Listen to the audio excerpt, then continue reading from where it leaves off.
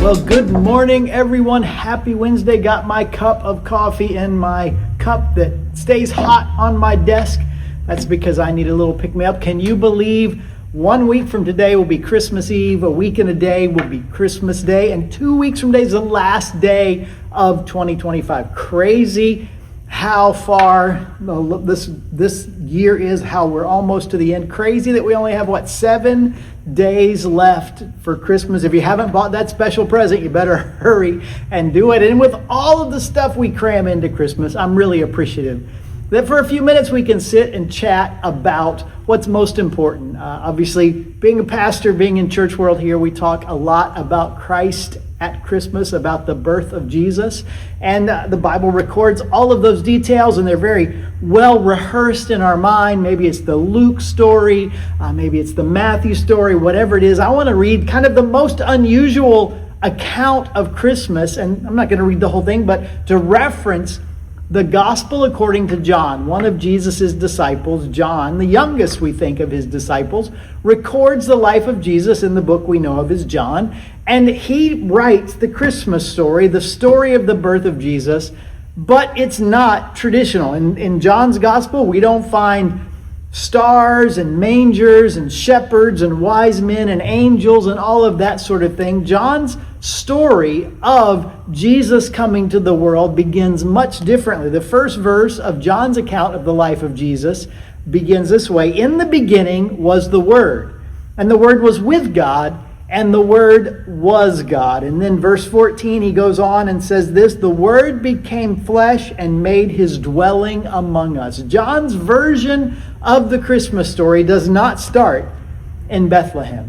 John's version of the Christmas story starts way, way before that, way back in eternity past, as sometimes we call it in church world or theological circles. John says the story of Christmas has a much older origin than 2,000 years ago, and it didn't happen just in one little city that is the city of Bethlehem. He starts his gospel with these words, "In the beginning," I think on purpose to echo in the mind of his readers and in our minds the very first words of Genesis, the very first words of the Hebrew Bible or the Old Testament, depending on how you want to call it.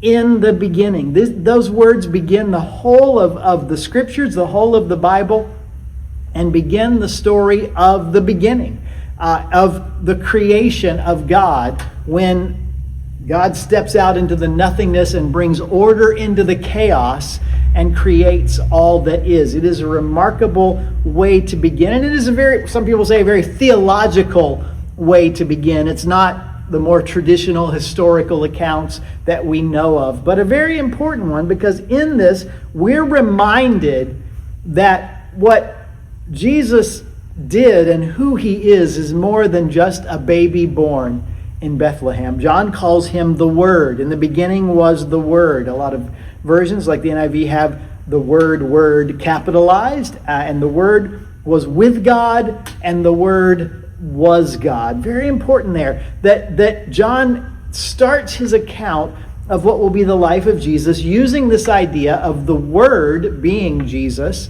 And that's why verse 14 is so important. "And the Word became flesh and dwelt among us." The Word, that is Jesus, took on flesh in that moment in history that we remember at Christmas when the baby was born and laid in the manger in Bethlehem. But the Word that became flesh had an eternal origin. The Word was with God, but more than that, the Word was God.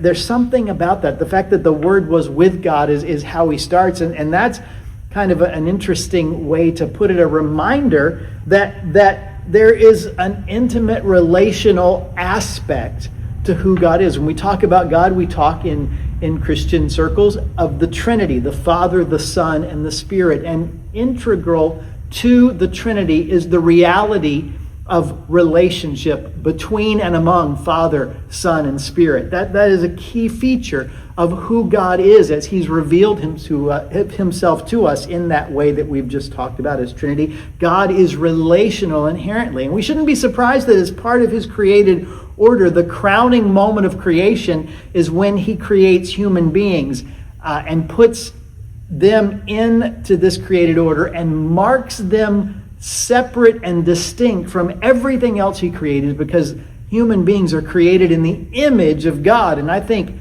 of all that the image of God means, if you've been around a while, you've probably heard me say this before, of all the image of God means, one thing it certainly means is that we're capable of relationship with God. Only that which is made in the image of God is capable of relationship with God. That's part of the image, because God in the Trinity, the Word was with God, is in an eternal state of relationship, Father, Son, and Spirit. One God, three persons. That's a whole nother thing. We're not going to talk about that. We'll just leave it at that. God who is Trinity. But notice it goes on and says, not just was in the beginning was the Word and the Word was with God, but the Word was God. That these three persons of the Trinity are not three distinct people, are not separate. They're one unit. They're one entity, we might say. The confession of the Old Testament, the Shema of Israel, Hear, O Israel, the Lord our God, the Lord is one. This idea that God is one. Trinity tries to express that imperfectly. Human language can't adequately express what that means. I could come up with analogies. You've probably heard them. They're inadequate because it just doesn't make sense. But this is the idea we hold in Christianity. The Orthodox position of God is Trinity, the three in one. God is one, and the Word, Jesus, that became flesh, is God. And so what we have in the story of Christmas is that God becomes flesh. The eternal God comes into his created order. The one who put together the order out of the chaos enters in to the chaos that you and I have created by our sin. Genesis 1 and 2, creation. Genesis 3, sin, and the curse of the fall and the chaos that ensues very quickly thereafter. It's a very quick downhill slide from Genesis 2 to Genesis 7, 8, 9, 10, and on. Very quickly, things go wrong. We've made chaos out of the order God created. So God comes back into the created order in the person of Jesus and comes to begin to bring order back to the chaos that we've created, because humanity has messed up the perfection that God has created. And in John's opening, in a few verses later, in verse 1 we've read, in verse 14 we've read, but kind of in the middle, verse 12, it says this: "Yet to all who received him," meaning Jesus, the Word, "to those who believed in his name, he gave the right to become children of God, not born of natural descent, nor of human decision or a husband's will, but born of God." The why of the incarnation, as we call it, the Word that became flesh, God becoming human, the why is contained in John chapter 1, 2, because all of humanity's sin had separated us from God, and that means in my personal sin, it also separated me from God. And so God comes he crosses the divide that my sin had created, or as I said earlier, he comes into the chaos that sin had created in humanity's history and begins to bring order back to it, to reclaim those who were made in his image, to take those who are separated from him and bring them back close to him. And he uses the phrase that we can become children of God, children specifically born of God. John chapter 3 is that phrase, born again, with the conversation with Nicodemus. And part of what it means to believe in Jesus, to receive Jesus, to believe in his name, as verse 12 says, is to recognize he is creator, and to recognize our sin and to receive the gift of salvation and forgiveness that he brings. And we, in that process, are reborn, and we're adopted, we're reunited, we're reconciled to our creator. That's the meaning, the why behind the coming of Jesus, behind the reason the Word becomes flesh. God takes on the eternal God becomes incarnate and takes on flesh so that he can live and die and rise again, so that all who believe him can be reunited, can be restored to right relationship with their Creator, in whose image we're made, so that we can be a part of his eternal family. John tells the story a little bit different, doesn't he? He has different language, but he encapsulates in it the heart of what God was trying to do. And so as we get together over this Sunday and then next Wednesday on Christmas Eve for our candlelight service, and the Sunday after that, and really every time we get together, what we remember, what we proclaim is this message that God has come in the person of Jesus, and all who place their faith in him, who believe in him, can have life in his name. In fact, one of the names that the prophet Isaiah tells us about Jesus, that then Matthew, which we've talked about a lot in the last year or so, probably a couple of years actually, tells us is fulfilled by the coming of Jesus, is that his name will be called Emmanuel, which means God is with us. And in Jesus, God has come near. And because of that, because God is with us, and the Word is God, that God is no longer far or distant. We're no longer estranged from it. God can't be heard. And after 400 years of silence, as we often call that period of time between